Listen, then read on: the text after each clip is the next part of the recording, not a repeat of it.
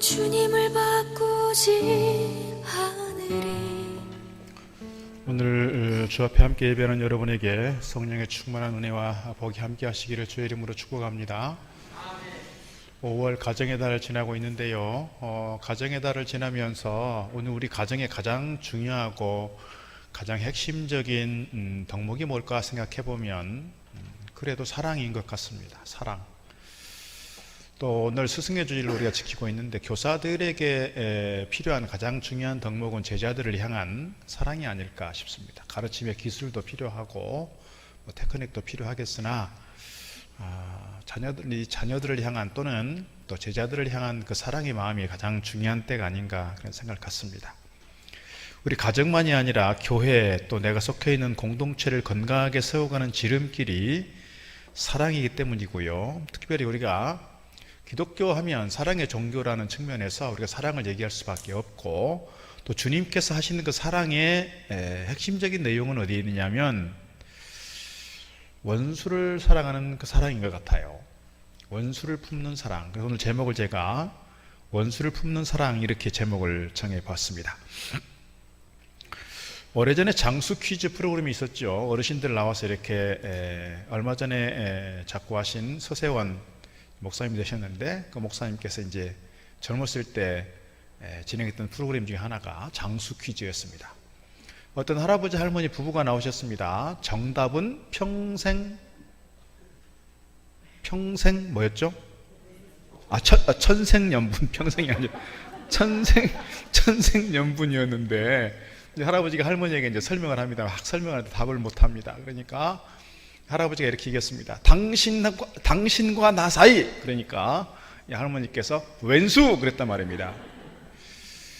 당신과 나 사이. 이 할아버지는 천생연분 생각하고 이렇게 얘기를 했는데 할머니는 왼수 그렇게 대답한 거예요. 아니 두 글자 말고 네 글자. 그러니까 평생 왼수 이렇게 답을 했다는 거죠. 평생 왼수. 오래 살아가시면서 우리 어르신들 중에 평생 왼수는 안 계시겠죠. 우리 어르신들 중에는 천생연분일 것 같습니다. 그런데 의외로 생각해보면 가까운데 왼수들이 있습니다. 가까운데 왼수들이 있어요. 왜 그럴까요? 먼데 사람들은 왼수 질질이 없어요.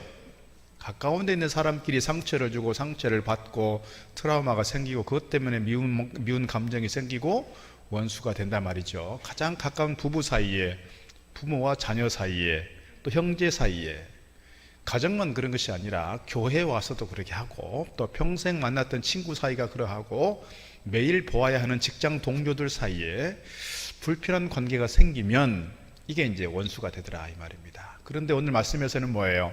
그 원수들조차도 사랑하자 하는 겁니다. 나에게 잘해주는 사람, 나에게 호의를 베풀어주는 사람, 나를 선대해주는 사람들을 잘해주고 사랑하고 이렇게 좋은 일을 해주는 것은 누구도 하는 일이다? 세상 사람들도 하는 일이다. 오늘 우리는 그리스도인이기에 오늘 우리는 주님의 사랑을 먹고 사랑을 받고 이 자리에 온 사람들이기 때문에 세상 사람들 수준에서의 사랑이 아니라 우리의 마음으로 도저히 용납이 안 되고 도저히 사랑할 수 없는 그 원수 같은 사람도 우리가 그들을 품고 사랑하고 그들을 위해서 기도하자 하는 것이 오늘 본문의 핵심입니다. 설교 끝났습니다. 이제 더 이상 설교할 게 없습니다. 설교할 게 없어요. 여러분은 혹시 원수같이 여겨지는 게 뭐가 있습니까? 어떤 분은 보니까 돈이 왼수지요 하는 분 계십니다. 돈 때문에 어려움 겪었던 많은 분들이 돈이 왼수입니다. 또는 남편이 늘 술 먹고 오는 분들 계시면 술이 왼수입니다. 도박이 왼수입니다. 남편이 왼수입니다. 자식이 왼수지요. 이렇게 왼수라고 생각하는 분들이 많습니다. 어떨까요? 우리 마음속에 이렇게 어려움들이 많아요. 어떤 분 보니까 아파트 층간소음에 시달려서 아주 괴로워하다가 이사를 가신 분 이웃이 원수라고 하는 분도 계시고 또 어떤 분 보니까 집안 간의 원수가 있기도 합니다. 셰익스피어의 로미오와 줄리엣이 있습니다. 로미오와 줄리엣은 서로 다른 가문인데요, 도저히 만날 수 없고 사랑할 수 없는 관계의 가문이에요. 서로 앙숙 관계이기 때문에. 그런데 둘이 어찌다가 이렇게 사랑하게 됐습니다. 이 두 분의 사랑, 이 로미오와 줄리엣의 사랑은 어떻게 보면 비극적으로 끝났지만 이 둘의 비극적 사랑으로 인해서 결국 두 집안이 화해하게 되고 두 집안이 화목하게 되는 희극이기도 했습니다. 집안 간의 문제일 수도 있단 말입니다. 형제 간의 문제일 수도 있고, 사실 멀리 있는 것이 아니라 앞서 말씀드린 것처럼 가까운 곳에 있다. 가까운 곳에. 원수라는 게 뭘까 한번 찾아봤어요. 원수는 자신이나 자신이 속한 나라, 가족을 대적해서 해를 끼치는 자나 그로 인해 원한이 맺힌 자이다 그랬습니다. 예수님께서 원수를 말씀하실 때 그 원수는 법정에서 서로 상대방이라는 거예요. 그러니까 보통 보면 법정에 가면은 이렇게 원고가 있고 피고가 있고 고소한 사람이 있고 고소당한 사람이 있잖아요. 그러니까 서로 서서 법정에서 서로를 대적하면서 자기를 변호하고 상대방에 대해서 뭔가를 얘기해야 되는 그런 관계, 그런 적대자나 대항자를 의미한다 이렇게 말씀하고 있습니다. 그렇다면 우리가 그 법정에 서서 나를 그렇게 괴롭혀서 내가 저 사람을 고소했어요. 나를 힘들게 해서 나를 사기를 쳐서 나에게 폭력을 가해서 저 사람을 고소했어요. 그런데 주님께서 하신 말씀은 뭐예요? 나를 고소한 저 사람도 어떻게 하라는 거예요? 품고 사랑하고 축복하자는 거예요. 여러분 그럴 수 있나요? 사실 이 말씀은 정말 무거운 주제입니다. 어려운 주제입니다. 쉽지 않은 주제입니다. 용서라고 하는 말씀 드릴 때도 사실 여전히 제가 그런 무거운 마음 갖고 하는데, 원수를 사랑하라고 하는 이 말씀은 사실 우리의 삶 속에서 쉽지 않기 때문에 그래요. 안타까운 통계가 있습니다. 작년 올해까지 우리 교단의 목사님 4분이 스스로 목숨을 끊었습니다. 왜 그랬을까요? 목사님들인데요. 현직 노회장이시기도 하고요. 또 어떤 분은 전직 노회장이시기도 하고요.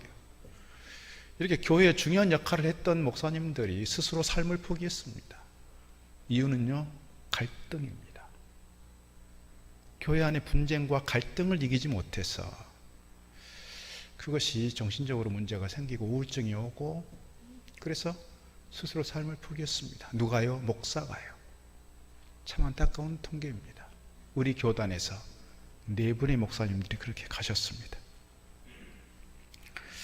제가 예전에 있던 교회에서 두 권사님 계셨습니다. 80대 중반이셨는데요. 이분들이 교회 안에서 정말 열심히 봉사했고 섬겼던 분들입니다. 교회 중요한 일들을 잘 맡아서 감당했던 분들입니다.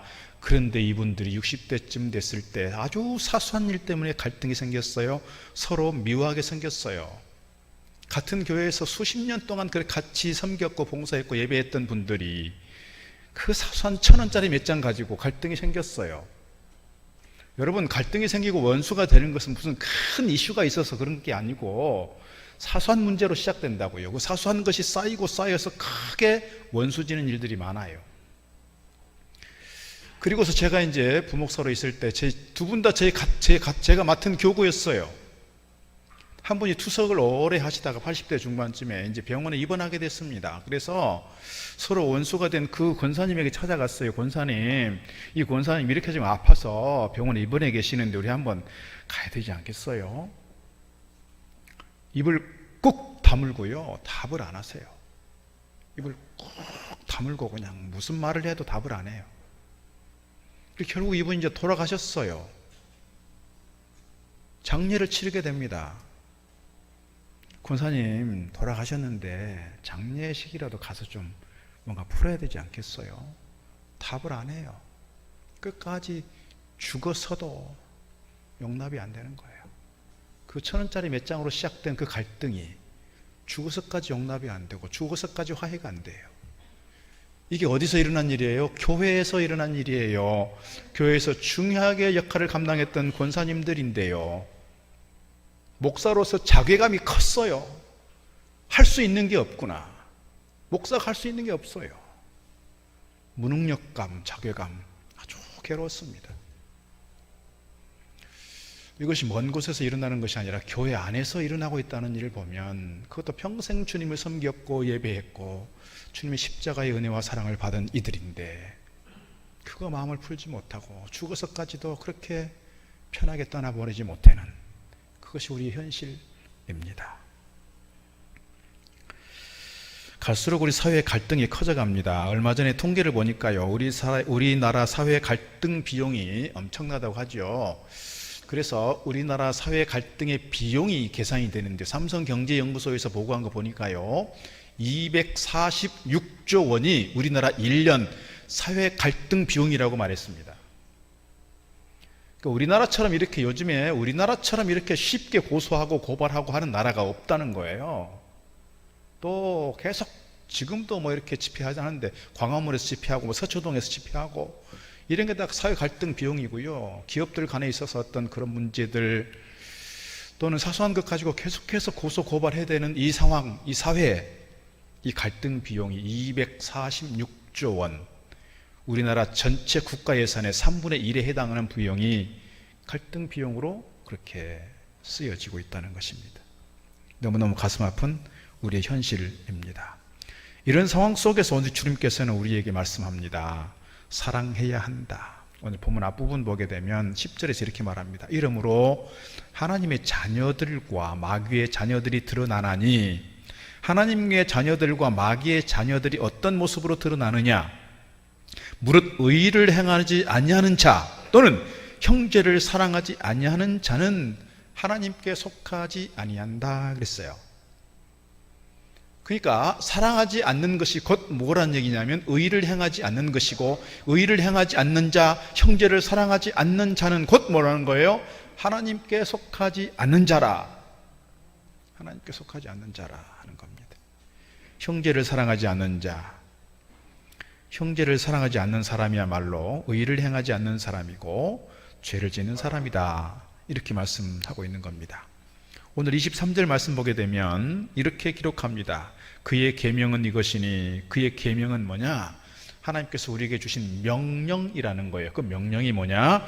곧 그 아들 예수 그리스도의 이름을 믿고, 예수 그리스도의 이름을 믿고요, 그 다음에 그가 우리에게 주신 계명대로 서로 사랑할 것이니라 그랬어요. 사랑한다. 사랑은 일방적으로 하는 사랑, 짝사랑이 아니고 서로 사랑하는 거예요. 서로. 우리 공동체가 부부 간에, 형제 간에, 부모와 자식 간에, 교인들 간에, 또 직장 동료들 간에, 친구들 사이에 우리가 함께 서로 사랑을 나누어 가는 것, 이것이 우리가 감당해야 될 사랑이라는 거예요. 앞서 말씀드린 것처럼 이런 생각을 하면 나에게 잘해주는 사람, 나를 사랑해주는 사람, 나에게 호의를 베풀어주는 사람에 대해서만이 아니라 우리는 그럼에도 불구하고 형제에 대해서 내가 사랑할 수 없는, 나를 미워하는 사람조차도 내가 사랑하는 것, 우리에게 필요한 일이다 하는 거예요. 요한일서 4장 11절에서 그래서 이렇게 말합니다. 사랑하는 자들아, 하나님이 이같이 우리를 사랑하셨은즉 우리도 서로 사랑하는 것이 마땅하다. 마땅하다는 이야기는 뭐예요? 사랑이 우리가 해야 될 의무다, 그런 이야기입니다. 그리고 마태복음 5장 44절 보니까 이렇게 말합니다. 나는 너희에게 이르노니 너희 원수를 사랑하며 너희를 박해하는 자를 위하여 기도하라 그랬습니다. 원수를 사랑하고 박해하는 자를 위해서 해야 될 일이 있다. 그를 위해서 기도하는 일이다 그랬습니다. 우리가 기독교라고 하는 이 틀 안에서 우리가 가지고 있는 가장 중요한 신앙적 주제와 사명이 있다면 사랑이다라는 거예요. 사랑이다. 예수님께서 구약의 율법을 이렇게 정리했습니다. 하나님을 사랑할 때 너의 마음과 뜻과 힘과 정성을 다해서 하나님을 사랑하고, 또 뭐예요? 이와 같이, 그와 같이 너의 이웃을 사랑하라 그랬어요. 너희 이웃을 누구처럼? 너의 몸처럼 사랑하라. 구약의 율법을 딱 한마디로 정의하면 사랑이에요. 그 사랑이 어떤 사랑이냐? 나의 몸과 정성과 힘과 내 모든 것을 쏟아서 하나님을 사랑하고, 그렇게 하나님을 사랑하는 것처럼 내 마음과 정성과 뜻과 힘을 다해서 내 이웃, 내 형제를 내 몸처럼 사랑하는 것, 이것이 성경 전체의 핵심이다. 주님께서 이렇게 정리하신 겁니다. 그래서 하나님 사랑과 이웃 사랑이다.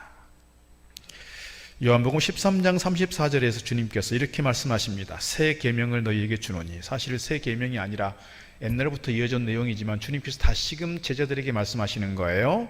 서로 사랑하라. 내가 너희를 사랑한 것 같이 너희도 서로 사랑하라. 너희가 서로 사랑하면 이로써 모든 사람이 너희가 내 제자인 줄 알리라 했습니다. 오늘 20절, 21절 말씀 보니까 이렇게 말씀합니다. 누구든지 하나님을 사랑하노라 하고 형제를 미워하면 이는 거짓말하는 자니 보는 바 그 형제를 사랑하지 아니하는 자는 보지 못하는 바 하나님을 사랑할 수 없느니라. 우리가 이 계명을 주께 받았으니 하나님을 사랑하는 자는 또한 그 형제를 사랑할지니라. 우리가 하나님에 대해서 하나님 사랑합니다, 주님 사랑합니다, 주님 사랑해요, 주님 사랑해요 그렇게 찬양하고 고백하는데 집에 돌아가서 내 자식들에게, 내 사랑하는 가족들에게 사랑의 마음이 아니라 험한 모습으로 폭력을 행하고 사랑하지 못한다면 하나님께 대한 사랑의 고백은 뭐다? 거짓이라는 겁니다. 거짓이다. 오늘 우리가 하나님을 사랑한다고 하면 내 형제를 사랑하는 것은 마땅한 거다. 하나님을 사랑하고 주님을 사랑한다는 것이 무엇을 통해 검증된다? 형제를 사랑하고 이웃을 사랑하는 것에서 검증된다는 거예요. 예전에 제가 부목사로 있을 때 설교하다가 그런 질문을 했어요. 이제 여러분 중에서 한 번도 부부싸움을 안 해보신 분 손 들어보라 그러니까요, 한 장로님께서 손을 번쩍 드셨어요. 약사이신 장로님이신데, 그래서 한 번도 안 싸워보셨냐고 앞에 앉아 계신 장로님에게 여쭈었으니까 한 번도 안 싸웠다고. 이제 그거는 누구한테 검증을 해봐야 돼요? 이제 권사님에게 검증을 해봐야 돼요. 권사님에게 물었어요. 권사님 한 번도 안 싸우셨습니까? 뭘 한 번도 안 싸워요? 맨날 싸우죠. 장로님이 싸운다 할 때 그 싸움의 수준은 뭐예요? 주먹질을 하고 막 욕설을 하고 막 집어 던지고 해야 싸우는 거고요. 이 권사님의 싸움의 수준은 뭐예요? 말 톤이 높아가고 막 이렇게 험상궂어지고, 이게 싸움이라는 거예요. 그러니까 싸움의 수준이 다른 거죠. 싸움에 대한 정의가 달라요. 우리가 하는 사랑도 좀 그런 게 아닌가 싶기는 해요. 사실은 우리가 이 사랑에 대해서 공부를 좀 많이 해보면 좋을 것 같다 싶긴 합니다만, 어쨌거나 하여튼 오늘 우리가 사랑할 때 내 마음 편하자고만 하는 것이 아니라 정말 상대방에 대해서 존중하고 상대방에 대해서 배려하고 상대방의 마음이 나로 인해서 상처받지 않고, 혹 상처받은 마음들이 있다면 나로 인해서 다시금 풀어지고 용서가 되고 서로 품을 수 있는 관계로 갈 때 진정한 사랑이다, 이렇게 말씀드리고 싶습니다.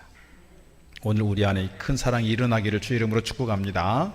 사도 바울도 그렇고 베드로도 그렇고 계속해서 사랑에 대해서 말씀합니다. 무엇보다도 열심으로 서로 사랑할지니 사랑은 허다한 죄를 덮는다 그랬어요. 오늘 우리가 사랑해야 될 중요한 이유가 몇 가지 있는데요, 무엇보다 우리는 하나님의 사랑하는 자녀들이기 때문이고요, 우리가 하나님께로부터 사랑받는 자녀뿐만 아니라 하나님의 사랑을 입은 자들이기 때문에 우리가 주님의 사랑을 힘입어서 사랑할 수밖에 없는 존재다, 이렇게 말씀드릴 수 있어요. 주님의 사랑은 어떤 사랑이냐? 오늘 본문 16절에서 이렇게 기록합니다. 그가 우리를 위하여 목숨을 버리셨으니 그랬어요. 주님께서 오늘 우리를 위해서 버리신 게 있어요. 뭐예요? 당신의 목숨을 버리셨어요. 그래서 목숨을 버린 사랑이에요. 목숨을 버린 사랑.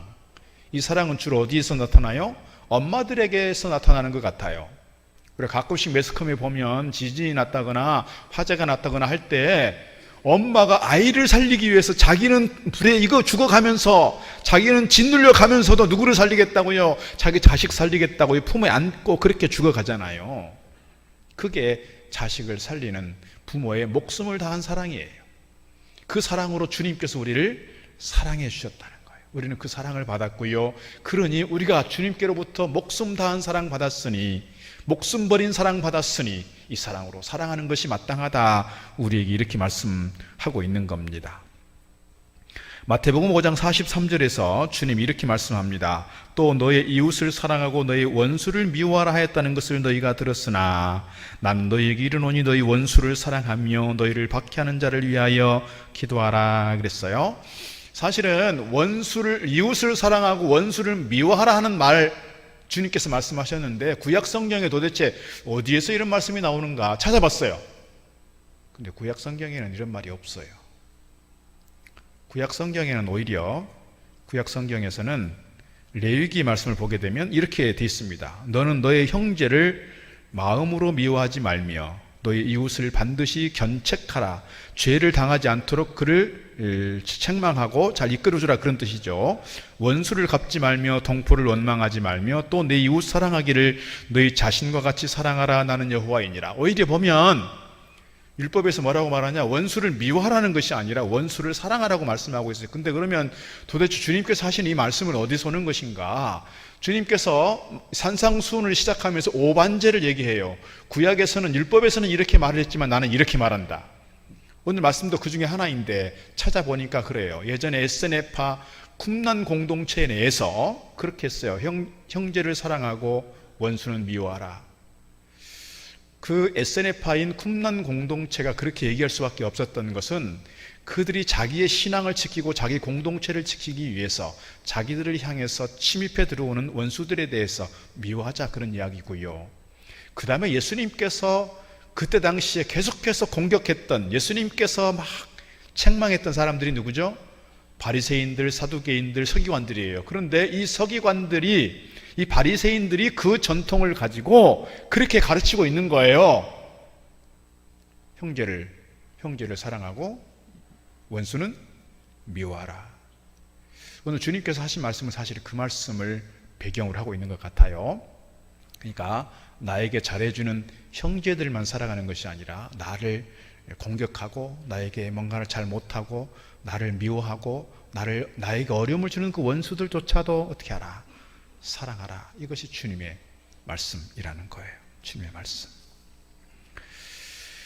오늘 13절 말씀 보면 이렇게 되어 있습니다. 오늘 13절, 형제들아 세상이 너희를 미워하여도 이상히 여기지 마라 그랬어요. 그래서 세상이 우리를 미워할 수 있고 세상이 우리를 공격할 수 있고 세상이 우리를 바보 취급할 수도 있다. 그러나 미워하지 말자. 왜 그럴까요? 세상은 원래 그런 거야, 이거예요. 세상은 원래 그런 거야. 예수님께서 십자가를 지시고 돌아가신 것은 세상으로부터 미움받았기 때문이라는 거예요. 예수님께서 미움을 받았으니, 그래서 예수님께서 십자가를 지셨으니 너희도 세상으로부터 미움 당하면 그게 그렇게 대수라고 생각하지 마라. 자연스러운 과정이라고 생각해라. 이게 주님 말씀이에요. 세상으로부터. 자, 14절에 이렇게 말씀합니다. 14절, 우리는 형제를 사랑함으로 사망에서 옮겨 생명으로 들어간 줄을 알거니와 사랑하지 아니하는 자는 사망에 머물러 있느니라. 사랑하지 않는 자는 어디 있다는 거예요? 사망에 머물러 있다는 거예요. 형제를 사랑하지 않는 자는 어디에 있다는 거예요? 하나님께 속하지 않는 자가 되었다. 다시 말씀드리면 하나님께 속하지 않는 자는 어디에 속한 자라는 거예요? 마귀에 속한 자다, 그런 얘기예요. 사랑하지 않는 사람은 이미 사망에 머물러 있다. 15절, 그 형제를 미워하는 자마다 살인하는 자니 살인하는 자마다 영생이 그 속에 거하지 아니하는 것을 너희가 아는 바라 그랬습니다. 형제를 미워하는 자마다 이미 어떤 사람이라고요? 살인하는 자라 그랬어요. 주님께서 말씀하셨어요. 너희가 음욕을 품으면 이미 간음하는 자라. 너희가 살인하고자 하는 마음을 가졌으면 이미 살인하는 자라. 가인과 아벨을 보면 그래요. 아벨이 하나님께 제사를 드렸을 때 아벨이 제사를 받으셨는데요, 가인 자기가 드린 제사를 받지 않으셨어요. 왜 받지 않았는지를 돌아보지 않고 제사를 바로 드려야 되겠다는 생각하지 않고 어디로 가요? 그 화살이 동생에게로 가요. 동생에 대한 시기와 질투와 미움으로 가요. 그래서 그 동생을 결국 어떻게 해요? 죽음으로 몰아가요. 오늘 그래서 형제를 미워하는 것은 곧 뭐다? 살인하는 자다, 이렇게 말씀하고 있습니다. 그래서 18절 말씀 보면 자녀들아 우리가 말과 혀로만 사랑하지 말고 행함과 진실함으로 하자. 말과 혀로만 사랑하는 것이 아니라 우리 행함과 진실함으로 하자 그랬습니다. 그래서 17절 말씀 보게 되면 17절에서 뭐라 그래요? 세상의 재물을 가지고 형제들을 도와줘야 그 사랑이 드러난다라고 말씀하고 있는 거예요. 우리의 사랑이 말로만 하는 사랑이 아니라 삶 속에서 행위로 드러나는 귀한 사랑이기를 주의 이름으로 축복합니다. 세상이 우리를 미워하는 중요한 이유를 주님께서 이렇게 다시 설명합니다. 요한복음 15장 18절 보니까 이렇게 되어 있습니다. 세상이 너희를 미워하면 너희보다 먼저 나를 미워한 줄을 알라. 너희가 세상에 속하였으면 세상이 자기의 것을 사랑할 것이나 너희는 세상에 속한 자가 아니요 도리어 내가 너희를 세상에서 택하였기 때문에 세상이 너희를 미워한다, 이렇게 말씀하고 있습니다.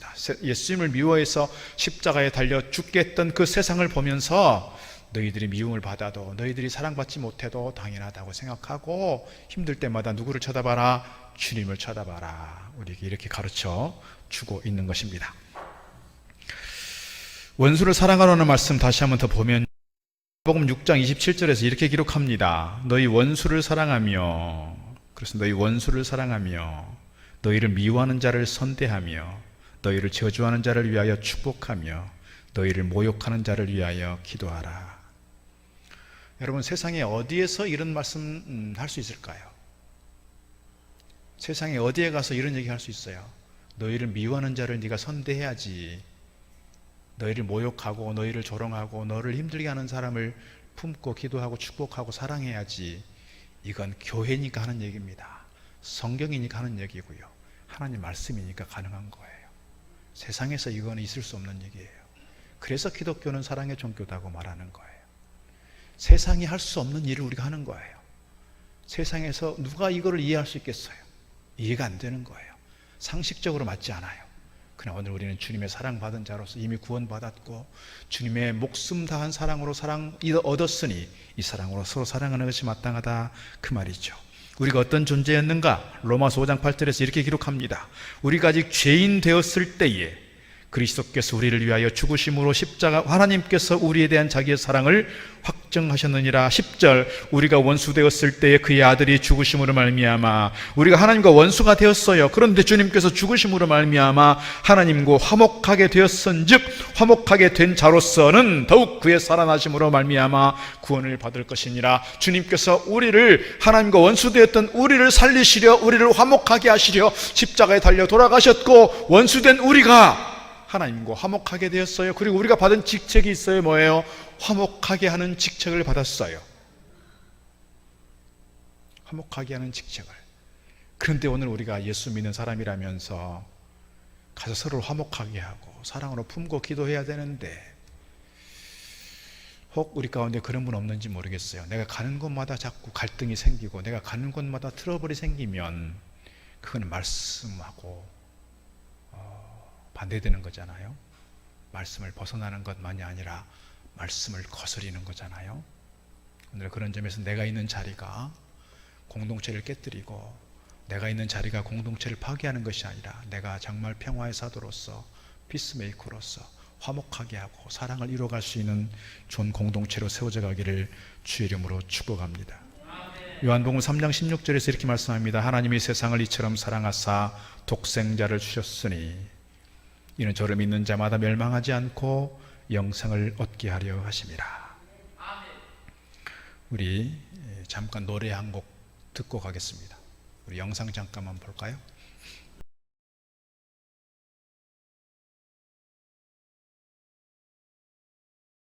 우리가 봤던 이 세 분은 세계적으로 가장 유명한 세계 3대 테너라고 합니다. 방금 이 공연은 1994년에 했던 공연이니까 30년 전이죠.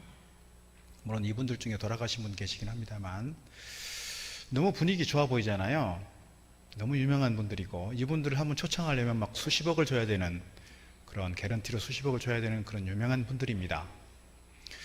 그런데 이 세 분 중에 늘 관계가 좋았고 늘 이렇게 오랫동안 공연했고 세계를 다니면서 수많은 공연을 했음에도 불구하고 이 셋 중에서 두 분의 갈등이 너무너무 심했다고 합니다.